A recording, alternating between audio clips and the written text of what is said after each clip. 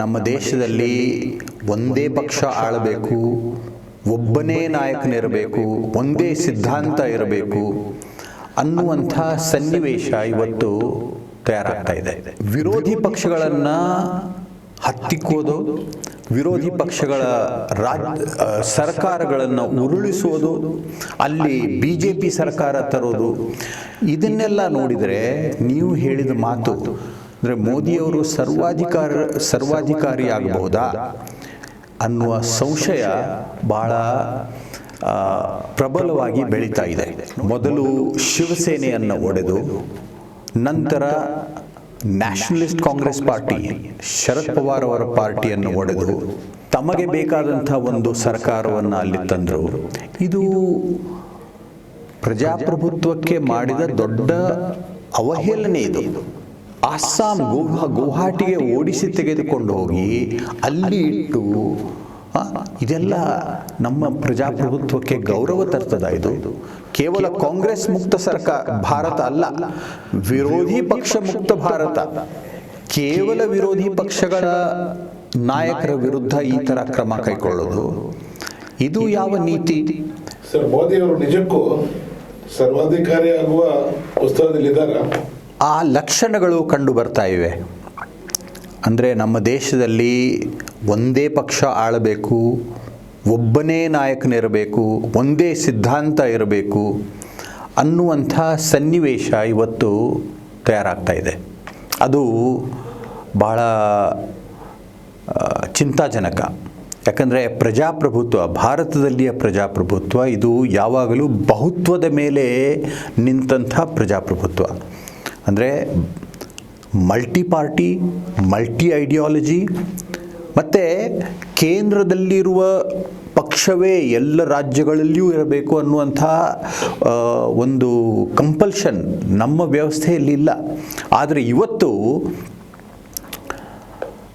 ವಿರೋಧಿ ಪಕ್ಷಗಳನ್ನು ಹತ್ತಿಕ್ಕೋದು, ವಿರೋಧಿ ಪಕ್ಷಗಳ ಸರ್ಕಾರಗಳನ್ನು ಉರುಳಿಸೋದು, ಅಲ್ಲಿ BJP ಸರ್ಕಾರ ತರೋದು, ಇದನ್ನೆಲ್ಲ ನೋಡಿದರೆ ನೀವು ಹೇಳಿದ ಮಾತು ಅಂದರೆ ಮೋದಿಯವರು ಸರ್ವಾಧಿಕಾರಿ ಆಗಬಹುದಾ ಅನ್ನುವ ಸಂಶಯ ಬಹಳ ಪ್ರಬಲವಾಗಿ ಬೆಳೀತಾ ಇದೆ.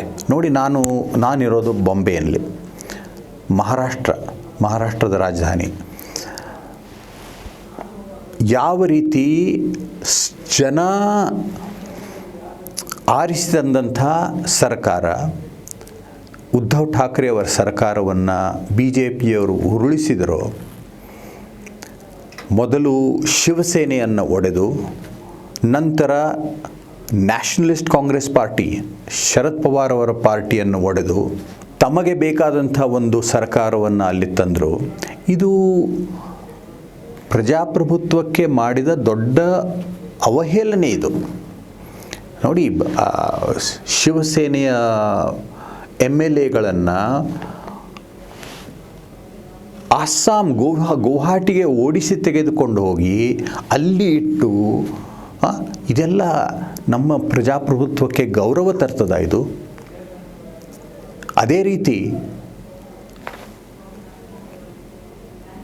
ಬಿಹಾರ್ನಲ್ಲಿ ನೋಡಿ, ನಿತೀಶ್ ಕುಮಾರ್ ಅಂದರೆ ನಮ್ಮ ದೇಶದ ಗೃಹ ಮಂತ್ರಿ ಅಮಿತ್ ಶಾ ಹೇಳಿದ್ದಂದರೆ, ಇನ್ನು ಮುಂದೆ ನಾವು ಎಂದೆಂದಿಗೂ ನಿತೀಶ್ ಕುಮಾರ್ ಅವರನ್ನು ನಮ್ಮ ಜೊತೆಯಲ್ಲಿ ತೆಗೆದುಕೊಳ್ಳೋದಿಲ್ಲ, ಅವರಿಗಾಗಿ ನಮ್ಮ ಬಾಗಿಲು ಬಂದಾಗಿದೆ ಅಂತ ಬಹಿರಂಗವಾಗಿ ಹೇಳಿದಂಥ ಅಮಿತ್ ಶಾ ಮೊನ್ನೆ ಮತ್ತೊಮ್ಮೆ ಅಲ್ಲಿಯ ಸರ್ಕಾರವನ್ನು ಉರುಳಿಸಿ ನಿತೀಶ್ ಕುಮಾರ್ ಅವರ ನೇತೃತ್ವದಲ್ಲಿ ತಮ್ಮ ಪಕ್ಷವನ್ನು ಆಡಳಿತದಲ್ಲಿ ತಂದಿದ್ದಾರೆ. ಇದರ ಅರ್ಥ ಏನು ಅಂದರೆ, ದೇಶದಲ್ಲಿ ಅವರಿಗೆ ಕೇವಲ ಒಂದೇ ಒಂದು ಪಕ್ಷದ ಸರ್ಕಾರ ಬೇಕು. ಕೇವಲ ಕಾಂಗ್ರೆಸ್ ಮುಕ್ತ ಭಾರತ ಅಲ್ಲ, ವಿರೋಧಿ ಪಕ್ಷ ಮುಕ್ತ ಭಾರತ. ಆದ್ದರಿಂದ ನೀವು ಹೇಳಿದ ಹಾಗೆ ನಮ್ಮ ದೇಶ ಸರ್ವಾಧಿಕಾರಶಾಹಿಯ ದಿಕ್ಕಿನಲ್ಲಿ ನಡೆದಿದೆಯಾ ಅನ್ನುವ ಒಂದು ಚಿಂತೆ, ಪ್ರಶ್ನೆ ಇವತ್ತು ಬಹಳ ಪ್ರಬಲವಾಗಿ ಮೂಡ್ತಾ ಇದೆ. ಈಗ BJP ಅವ್ರ ಮಾತು ಅಂದರೆ, ಯಾರ್ದೋ ಮಾತು ಕೇಳಿಲ್ಲ ಅಂದ್ರೆ, ಸೆಂಟ್ರಲ್ ಅವ್ರದ್ದು ಅಥವಾ BJP ಅವ್ರದ್ದು ನಾಯಕರದು, ಇಲ್ಲ ಜೈಲಿಗೆ ಹಾಕ್ತಾರೆ, ಇಲ್ಲ ಯಾವುದಾದ್ರೂ ಒಂದು ಕೇಸ್ ಮೇಲೆ ಇದು ಮಾಡ್ತಾರೆ, ಅವ್ರ ಪಾರ್ಟಿಗೆ ಹೋಗಿಲ್ಲ ಅಂದರೆ ವಿಪಕ್ಷದವ್ರನ್ನ. ಸೊ ಅದೊಂದು ಭಯ ಇದೆಯಾ?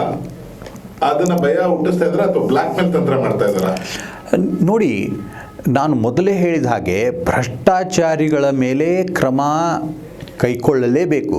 ಭ್ರಷ್ಟಾಚಾರವನ್ನು ನಾವು ಪೂರ್ತಿಯಾಗಿ ನಿರ್ಮೂಲನೆ ಮಾಡದೇ ಇದ್ದರೂ ಕೂಡ ಅದನ್ನು ಕಡಿಮೆ ಮಾಡಲಿಕ್ಕೆ ಪ್ರಾಮಾಣಿಕವಾಗಿ ಪಾರದರ್ಶಕ ರೀತಿಯಿಂದ ಸರ್ಕಾರ ಕ್ರಮ ಕೈಗೊಳ್ಳಲೇಬೇಕು. ಆದರೆ ಕೇವಲ ವಿರೋಧಿ ಪಕ್ಷಗಳ ನಾಯಕರ ವಿರುದ್ಧ ಈ ಥರ ಕ್ರಮ ಕೈಗೊಳ್ಳೋದು ಇದು ಯಾವ ನೀತಿ? ಈಗ ಭಾರತದ ಇತಿಹಾಸದಲ್ಲಿ ಮೊದಲನೇ ಸಲ ಇಬ್ಬರು ಸಿಟ್ಟಿಂಗ್ ಚೀಫ್ ಮಿನಿಸ್ಟರ್ಸ್ ಜೈಲಿನಲ್ಲಿದ್ದಾರೆ. ಜಾರ್ಖಂಡ್ ಚೀಫ್ ಮಿನಿಸ್ಟರ್ ಹೇಮಂತ್ ಸೊರೇನ್ ಮತ್ತು ದಿಲ್ಲಿಯ ಮುಖ್ಯಮಂತ್ರಿ ಅರವಿಂದ್ ಕೇಜ್ರಿವಾಲ್. ಯಾವುದೇ ಕೇಸ್ ಶುರುವಾಗಿಲ್ಲ, ಯಾವುದೇ ಟ್ರಯಲ್ ಶುರುವಾಗಿಲ್ಲ, ಆದರೆ ಜೈಲ್. ನೋಡಿ, ಅರವಿಂದ್ ಕೇಜ್ರಿವಾಲ್ ಅವರು ನಿಜವಾಗಿಯೂ ಭ್ರಷ್ಟಾಚಾರಿಯಾಗಿದ್ದರೆ ಕೋರ್ಟ್ ಅದನ್ನು ನಿರ್ಧರಿಸಲಿ ಮತ್ತು ಅವರಿಗೆ ತಕ್ಕಂಥ ಶಿಕ್ಷೆ ಕೊಡಲಿ, ಅದನ್ನು ಯಾರೂ ವಿರೋಧಿಸಲಿಕ್ಕೆ ಸಾಧ್ಯವಿಲ್ಲ. ಆದರೆ ಚುನಾವಣೆ ಘೋಷಣೆ ಆದ ನಂತರ ಅವರನ್ನು ಜೈಲಿಗೆ ಹಾಕೋದು, ಅವರಿಗೆ ಬೇಲ್ ಕೊಡದೇ ಇರೋದು, ಇದು ಯಾವ ನ್ಯಾಯ? ಇದರ ಒಂದೇ ಒಂದು ಅರ್ಥ ಅಂದರೆ ಈ ಚುನಾವಣೆಯಲ್ಲಿ ಆಮ್ ಆದ್ಮಿ ಪಾರ್ಟಿಯ ಸರ್ವೋಚ್ಚ ಮುಖಂಡ ಅವನು ಚುನಾವಣೆಯಲ್ಲಿ ಪ್ರಚಾರ ಮಾಡಬಾರದು. ಅಂದರೆ ನೋಡಿ, ಈಗ IPL ಮ್ಯಾಚ್ ಟೂರ್ನಮೆಂಟ್ ನಡೆದಿದೆ, ಎಲ್ಲರ ಕೋಟ್ಯಾವಧಿ ಜನ ನೋಡ್ತಾರೆ. ಆದರೆ ಈ ಕ್ರಿಕೆಟ್ ಮ್ಯಾಚ್ನಲ್ಲಿ ಜನರ ಅಪೇಕ್ಷೆ ಏನು, ಜನರ ನಂಬಿಕೆ ಏನಂದರೆ ಅಂಪೈರ್ ಆಗಲಿ ಅಥವಾ ಥರ್ಡ್ ಅಂಪೈರ್ ಅವರು ನಿಷ್ಪಕ್ಷವಾಗಿರಬೇಕು, ಅವರು ಯಾವುದೇ ಥರದ ಪಕ್ಷಪಾತ ಮಾಡಬಾರದು. ಅಂದರೆ ಈಗ ಮ್ಯಾಚ್ ಶುರುವಾದ ನಂತರ ಒಂದು ಯಾವುದೋ ಪಂಗಡದ ಕ್ಯಾಪ್ಟನ್ನನ್ನು ಅವನನ್ನು all of a sudden remove ಮಾಡಿಬಿಟ್ರೆ ಆ ಒಂದು ಆಟಕ್ಕೆ ಜನ ಅದನ್ನು ನೋಡ್ತಾರಾ? ಇವತ್ತು ರಾಜಕಾರಣದಲ್ಲಿ, ಚುನಾವಣೆ ರಾಜಕಾರಣದಲ್ಲಿ ನಡೆದಿದ್ದಿದೆ. ಅಂದ್ರೆ ಅವರ ಭಯ ಇದ್ದದಕ್ಕೋಸ್ಕರನೇ ಹಾಕಿರ್ಬೋದಾ? ನೋಡಿ, ಅವರ ಮೇಲೆ ಕ್ರಮ ಕೈಗೊಳ್ಳೋದಾದರೆ ಚುನಾವಣೆ ಘೋಷಣೆ ಆಗೋಕ್ಕಿಂತ ಮುಂಚೆ ಮಾಡಬೇಕಾಗಿತ್ತು, ಅಥವಾ ಚುನಾವಣೆ ಮುಗಿದ ನಂತರ ಮಾಡಲಿ. ಆದರೆ ಚುನಾವಣೆ ಘೋಷಣೆ ಆದ ನಂತರ ಅವರನ್ನು ಜೈಲಿಗೆ ಹಾಕೋದು ಇದು ಯಾವ ಥರದ ನ್ಯಾಯ? ಈಗ ನೀವು ಮ್ಯಾಚ್ ಹೋಲಿಸ್ಕೊಂಡ್ರಲ್ಲ, ನಾನು ಅದಕ್ಕೋಸ್ಕರ ಹೇಳ್ತೀನಿ. ಈಗ ಮ್ಯಾಚ್ ಅಲ್ಲಿ ಅವ್ರು ಗೆಲ್ಲಬಹುದು ಅನ್ನೋದು ಒಂದಿದ್ದಾಗ ಅವನ ಮೇಲೆ ಏನಾದ್ರು ಆಪಾದನೆ ಮಾಡಿಸಿ ಏನಾದ್ರು ಒಂದು ಹೇಳ್ಬಿಟ್ಟು ಅವನ್ನ ಟೀಮ್ ಇಂದ ತೆಗೆಯೋದು ಅಥವಾ ಬೇರೆ ತರ ಏನೋ ಒಂದು ಮಾಡೋದು, ಆ ತರ ಇರುತ್ತೆ. ಅದಕ್ಕಾಗಿ ನೋಡಿ, ಅಂದರೆ ಈ ಒಂದು IPL ಮ್ಯಾಚ್ನಲ್ಲಿ ಅಂಪೈರ್ನೇ ಒಂದು ಟೀಮನ್ನು ಗೆಲ್ಲಿಸೋದು, ಅವ್ರು ಯಾವುದೇ ರೀತಿಯಲ್ಲಿ ಆಡಲಿ ಬಿಡಲಿ, ಮೊದಲೇ ಆ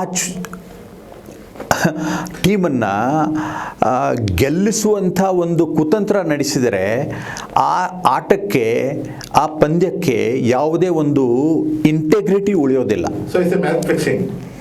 ಅದೇ ರಾಹುಲ್ ಗಾಂಧಿಯವರೇನು ಹೇಳಿದಾರಲ್ಲ, EVM ಸಂದರ್ಭದಲ್ಲಿ ಇದು ಈ 2024 ಚುನಾವಣೆ ಇದು ಮ್ಯಾಚ್ ಫಿಕ್ಸಿಂಗಿನ ಚುನಾವಣೆ ಆಗಬಹುದೋ ಏನೋ ಅನ್ನುವಂಥ ಒಂದು ದೊಡ್ಡ ಸಂಶಯ ಈಗ ಮೂಡಿ ಬಂದಿದೆ. ನಾನು ಯಾಕೆ ಹೇಳ್ತಾ ಇದ್ದೇನೆ ಅಂದರೆ, ನೋಡಿ, ಈಗ ಸುಮಾರು 2 ತಿಂಗಳ ಹಿಂದೆ ಕೇವಲ ಒಂದು ಮೇಯರ್ ಇಲೆಕ್ಷನ್ ಚಂಡೀಗಢನಲ್ಲಿ ಆಯಿತು. ಆ ಮೇಯರ್ ಚುನಾವಣೆಯಲ್ಲಿ ಯಾರು ಗೆಲ್ಲಬಹುದು ಇದಂತೂ ಸ್ಪಷ್ಟವಾಗಿತ್ತು, ಯಾಕಂದರೆ ಬಹುಮತ ಆಮ್ ಆದ್ಮಿ ಪಾರ್ಟಿಯವರ ಹತ್ರ ಇತ್ತು. ಆದರೆ ಚುನಾವಣಾ ಅಧಿಕಾರಿ ಈ ಆಮ್ ಆದ್ಮಿ ಪಾರ್ಟಿಯ ಕಾರ್ಪೊರೇಟರ್ಗಳನ್ನು ರದ್ದು ಮಾಡಿ, ಅವರ ಮತಗಳನ್ನು ರದ್ದು ಮಾಡಿ BJPಯವರನ್ನು ಮೇಯರ್ ಮಾಡಿಬಿಟ್ಟ. ಅಂದರೆ BJPಯವರು ಅಲ್ಪಸಂಖ್ಯೆಯಲ್ಲಿದ್ದರು, ಅದನ್ನು BJPಯವರು ಸ್ವಾಗತಿಸಿದರು.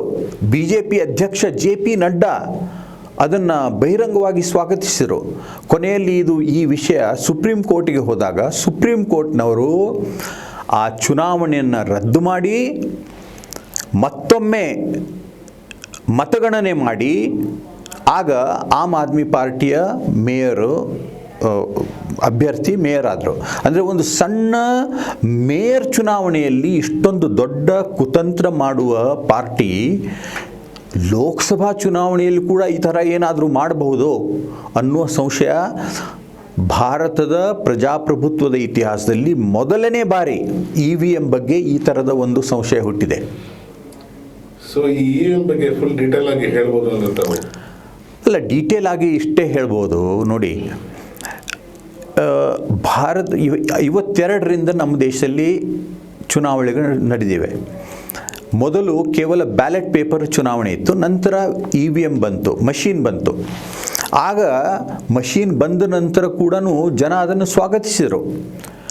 ಆದರೆ ಈ ಚುನಾವಣೆಯಲ್ಲಿ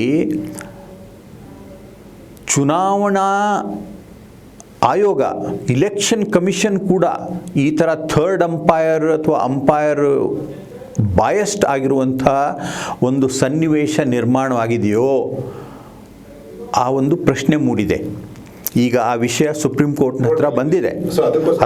ಏಪ್ರಿಲ್ 16ನೇ ತಾರೀಕು ಈ ಕೇಸಿನ ಬಗ್ಗೆ the supreme court is going to hear this matter and decide whether the election commission should be asked to ensure 100% transparency. Supreme ಕೋರ್ಟ್ನವರು ಚುನಾವಣೆ ಮುಗಿಯೋಕ್ಕಿಂತ ಮೊದಲು, ಈ ಚುನಾವಣೆಯ ಮತಗಣನೆಗಿಂತ ಮೊದಲು ಈ ವಿಷಯದಲ್ಲಿ ಒಂದು ಒಳ್ಳೆಯ ನಿರ್ಣಯ ಕೊಡಬೇಕು. ಆ ಒಳ್ಳೆಯ ನಿರ್ಣಯದಿಂದ ಅಂದರೆ ಇಲೆಕ್ಷನ್ ಕಮಿಷನ್ ಬಗ್ಗೆ ಯಾವುದೇ ಥರದ ಆಪಾದನೆ ಉಳಿಬಾರ್ದು.